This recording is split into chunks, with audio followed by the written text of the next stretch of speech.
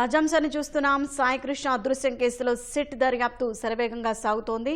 CI నాగరాజును SIT అధికారులు కోర్టులో ప్రవేశపెట్టారు. ఇక మరింత సమాచారం మా ప్రతినిధి జయప్రకాష్ అడిగి తెలుసుకుందాం. జయప్రకాష్, సాయికృష్ణ అదృశ్యం కేసులో సిఐ నాగరాజు నుంచి సిట్ అధికారులు రాబట్టిన వివరాలేంటి? షాహీన్ నిన్న మధ్యాహ్నం సిఐ నాగరాజుని సాయికృష్ణ అదృశ్యం కేసులో అరెస్ట్ చేశారు. అరెస్ట్ చేసి అక్కడి నుంచి కమాండ్ కంట్రోల్ సెంటర్ కు తీసుకువచ్చి సిట్ అధికారులు విచారించారు.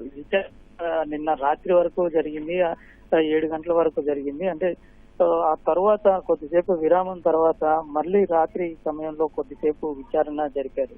ఈ రోజు ఉదయం సుమారు 11 గంటల ప్రాంతంలో ఆయన్ను అక్కడి నుంచి GGH కి తరలించి ఇటు వైద్య పరీక్షల అనంతరం ఇక్కడ విజయవాడ కోర్టుకు తీసుకువచ్చారు. కొద్దిసేపటి కిందటే న్యాయమూర్తి ముందు హాజరుపరిచారు. ఇందులో ప్రధానంగా పోలీసుల తరపు నుంచి వాదనలు విచారణ జరిపిన తర్వాత అందులో శాస్త్రీయ ఆధారాలు కొన్ని, అంటే శాస్త్రీయంగా కొన్ని గుర్తించాము. అక్కడ ఉండాల్సినటువంటి సీసీ ఫుటేజ్ లేకపోవటం, అదే విధంగా అక్కడి నుంచి మార్కాపురం నుంచి సాయికృష్ణని తీసుకువచ్చిన తర్వాత ఒక ఎకనాలజీని గుర్తించినట్లు మనకి తెలుస్తుంది.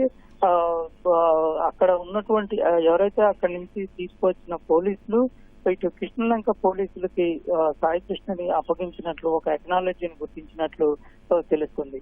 అదే విధంగా ఆ తరువాత ఏం జరిగింది అనేటువంటి విషయాలు ఇప్పుడు సాయికృష్ణ పైన 3 NBWలు పెండింగ్ ఉన్నాయి, నాన్ అవైలబుల్ వారెంట్లు పెండింగ్ లో ఉన్నాయి.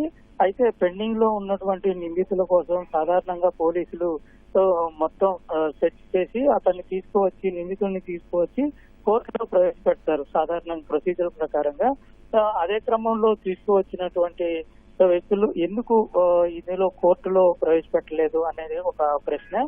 మరోవైపు ఆ తల్లి చూసిందని ఫిర్యాదులో అందులో రాశారు.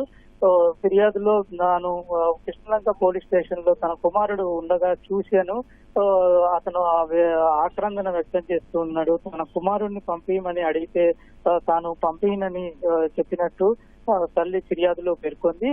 వాళ్ళు కొట్టిన దెబ్బలకి చనిపోయాడని ఫిర్యాదులో పేర్కొన్నారు. ఈ క్రమంలో ఇటువంటి శాస్త్రీయ ఆధారాలన్నింటినీ చూసిన తర్వాత తల్లి ఇప్పటికే హెబియస్ కార్పస్ హైకోర్టులో పిటిషన్ దాఖలు చేసింది.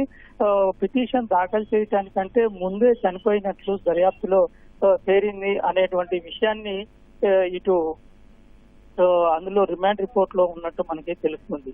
ఈ విషయాలన్నింటినీ ఇటు కోర్టులో ప్రస్తుతం న్యాయమూర్తి ముందు వాదనలు అయితే వినిపిస్తూ ఉన్నారు. ఈ వాదన విన్న తరువాత రిమాండ్ పైన కోర్టు నిర్ణయం తీసుకుంటుంది. అయితే ఈ కేసు ఇప్పటికే ఒకవైపు ఈ విధంగా నడుస్తూ ఉంది. అయితే ఇందులో ఇంకా మరోవైపు సిట్ అధికారులు ఇప్పుడు దొరికినటువంటి ఆధారాలతోటి పూర్తి స్థాయిలో మరోవైపు విశ్లేషణ కూడా జరుపుతున్న పరిస్థితి అయితే ఉంది. షాహీన్, ధన్యవాదాలు జయప్రకాష్.